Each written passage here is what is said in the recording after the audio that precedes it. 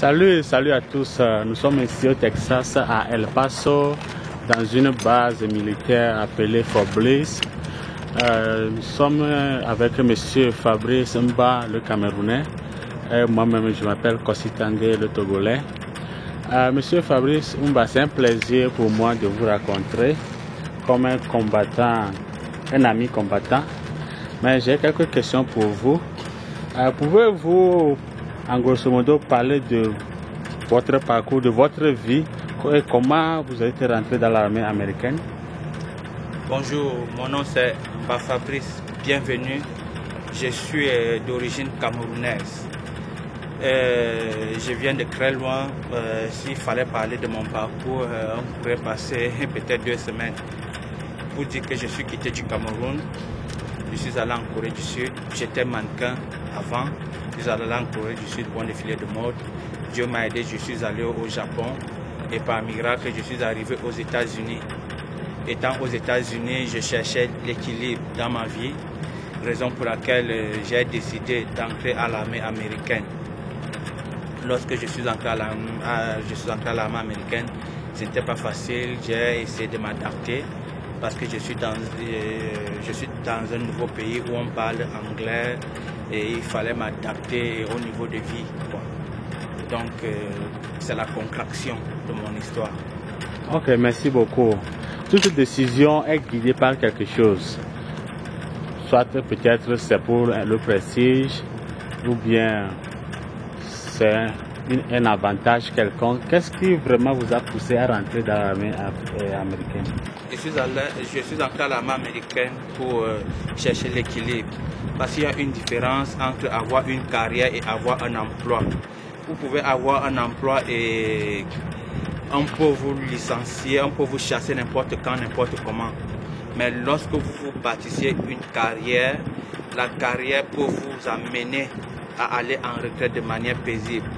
Lorsque le corona a frappé, plusieurs personnes ont perdu leur emploi, pendant que ceux qui avaient une carrière ont continué à avoir de l'argent, à travailler et à être prospères. Ok, vous avez parlé de la stabilité économique dans l'armée. Est-ce que vous pouvez nous citer quelques avantages qui sont dans l'armée? Au niveau des avantages de l'armée, je vais revenir dessus sur une nouvelle vidéo pour essayer d'éclairer l'opinion concernant les avantages reliés au fait d'être à l'armée américaine et comment est-ce qu'on fait pour entrer à l'armée américaine, même si on est en Afrique. Ok, merci beaucoup. Là, ce sera une autre émission pour parler des avantages, des bienfaits de l'armée américaine. Ok, souvent on prend des décisions, mais derrière la décision, il y a toujours des obstacles, des oppositions, des difficultés. Quelles sont les difficultés que vous avez rencontrées depuis que vous avez pris cette décision, votre formation jusqu'à aujourd'hui, vous êtes habillé légalement à l'armée militaire américaine? Les obstacles que j'ai rencontrés, vous savez, quand on est dans un nouveau pays, dans une nouvelle structure, les gens agissent et réagissent de manière différente. Moi, je viens d'Afrique et j'étais en Asie pendant un certain nombre de temps. Donc, arrivé ici, il faut se réadapter et il faut accepter un certain nombre de choses et peut-être un certain nombre de pratiques que nous ne faisons pas chez nous, qu'on fait ici. Donc, il faut accepter. Il faut vraiment l'accepter, que ce soit la nourriture, la culture, et il faut faire l'effort d'apprendre la langue, il faut faire l'effort de lire, il faut faire l'effort de comprendre, parce que l'anglais américain n'est pas le pidgin, ce n'est pas l'anglais du Nigeria. Donc, tout ça là. Donc, si j'ai surmonté ces obstacles-là, comme on dit souvent, si je ne me suis pas noyé dans la mer, ce n'est pas dans la piscine que je vais venir me noyer. Ok, merci beaucoup. Un auteur africain disait que vaincre sans péril, c'est triompher sans gloire. Est-ce que vous avez pris une décision? Bien sûr, mais la formation militaire n'est pas facile pour tout le monde. Est-ce que vraiment vous avez raconté des difficultés ou bien vous avez vu ça seulement comme quelque chose qui est ordinaire? Pour moi, sur la base de ce que j'ai vécu dans ma vie, la formation militaire pour moi était comme un stage de vacances. Pourquoi? Parce que la formation militaire en Afrique n'est pas le pain chargé avec le chocolatier et le beurre. Donc, en Afrique, il faut d'abord, pour la présélection d'abord, on a besoin de 200 personnes. Il y a 15 000 personnes qui se présentent. La présélection d'abord, on va courir 60 km avec un sac de sable. On va faire les choses, on va porter les poteaux, on va faire ceci, on va faire cela, avant de venir faire les examens médicaux. Mais par contre, ici, la formation militaire, c'est juste l'intimidation. Et presque tous les formateurs n'étaient que mes petits frères. Donc pour moi, ce n'était rien.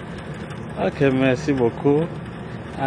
Derrière l'armée, ceux qui n'ont jamais rentré ou bien eu contact direct avec un militaire, ils pensent que les militaires, c'est les drogués, les gens qui se livrent à de n'importe quoi, les homosexuels. Est-ce que, comment pouvez-nous parler de cette polémique qui tourne autour de l'armée en général? Les gens auront toujours des choses à dire. Et au niveau de la drogue est 0%. On n'accepte pas la drogue à l'armée. Parce que chaque fois, nous devons faire les tests d'urine pour vérifier qu'il y a plus de la drogue. Et si vous prenez la drogue à l'armée, directement, vous êtes licencié. Donc, on vous enlève de l'armée. Et ce qui concerne d'autres pratiques, que ce soit l'homosexualité et tout, ici, il y a la liberté d'expression. Les gens s'expriment comme ils veulent. Il y a des choses qui sont peut-être légales, qu'on accepte dans l'armée. Donc, c'est leur choix. Vraiment, c'est leur choix. Certains toujours se cachent derrière ou bien l'erreur d'une seule personne peut être généralisée. On va dire que les militaires sont ceci, sont cela. Je suis parfaitement d'accord avec vous. Je rappelle que je suis avec M. Fabrice Mba. Nous sommes ici à Texas, El Paso, dans une base militaire appelée Fort Bliss. J'ai une dernière question pour vous. Est-ce que le service de l'armée est dans le plan de Dieu? Le service de l'armée est dans le plan de Dieu. Ce que je peux dire dessus, Dieu s'appelle l'Éternel des armées. Si Dieu est l'Éternel des armées, ça veut dire que l'armée a copié de chez Dieu. Et Satan, c'est la première personne qui a fait le coup d'État au ciel. Et d'après moi, on ne peut pas servir Dieu et être civil. Toute personne qui sert Dieu doit être militaire, doit faire partie de l'armée. Et toute personne qui sert Dieu étant civil est un rétrograde. Okay. Si Dieu, le Dieu de la Bible, lui qui a combattu, il a combattu Lucifer, et on peut, lorsque je dis qu'il faut être à l'armée avant de servir Dieu, cela voudrait dire qu'on peut combattre spirituellement ou physiquement, parce que la vie en elle-même est un combat et tout ce qui est physique est d'abord spirituel. Donc, si vous ne combattez pas, on va vous combattre. Et dans la vie, la seule manière de se défendre, c'est d'attaquer. Donc, si vous êtes dans un ring de boxe avec votre adversaire, vous refusez de boxer, vous refusez de combattre, il va vous taper et il va vous mettre KO et vous allez mourir comme un poulet. Exactement, exactement. La vie est un combat. Toute notre vie s'est menée par plusieurs combats. Et toute la vie en général, je pense que c'est une guerre. Jusqu'à ce que un jour, soit on rapporte la victoire, soit on tombe. Merci beaucoup, Monsieur Fabrice. Est-ce que vous avez un mot de fin pour quelqu'un qui vous écoute? Le mot de fin que j'ai à dire, je tiens vraiment à remercier une personne très spéciale. On l'appelle Chairman. Chairman Armstrong. Il est le chairman des événements de mode en Afrique. Si je suis ce que je suis, c'est parce qu'il m'a soutenu et m'a beaucoup aidé. Il y a d'autres personnes, d'autres compatriotes qui travaillent très dur. Ils sont danseurs. Je pense à Créole, je pense à... Il s'appelle comment? La Ménage. Je pense à tous les chanteurs, à tous ces jeunes africains qui font tous les efforts. Nous avons fait challenge vacances ensemble. Ils font mains et pieds. Mais il n'y a pas d'ouverture, il n'y a pas d'opportunité. Je continue de ce que je peux leur donner comme conseil. Il faut qu'ils continuent de bosser fort. Et non seulement il faut travailler, mais il faut aussi prier. Parce que tu peux planter, ce n'est que c'est Dieu seul qui fait pousser ce qu'on a planté. Donc, mes chers frères et sœurs, je vous reviens, votre frère Fabrice Mba. Kofi Tande. On est ensemble, merci.